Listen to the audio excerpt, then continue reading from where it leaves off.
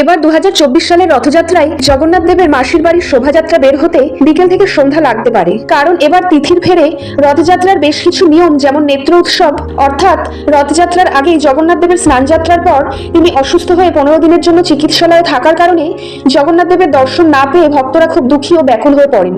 তাই চিকিৎসার 14 দিন চলার পর জগন্নাথ দেব সুস্থ হয়ে ভক্তদের সাথে চোখে চোখ মেলান। এই আনন্দ উৎসবের নাম নেত্র উৎসব এবং নবযৌবন উৎসবও পালিত হবে এই দিন।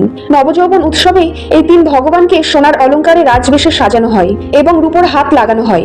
নবযৌবন উৎসবের বিশেষ মাহাত্ম্য হলো জগন্নাথ দেবের শরীরে রূপোর হাত লাগানো, কারণ এই দিন ভক্তদেরকে দু হাত ভরে আশীর্বাদ দেন জগন্নাথ দেব। এই রথযাত্রার দিনেই নেত্র উৎসব ও এই নবযৌবন উৎসব পালিত হবে, তাই সকল নিয়ম সেরে এবছর রথের রশিতে টান পড়তে বাজতে পারে বিকেল 5টা।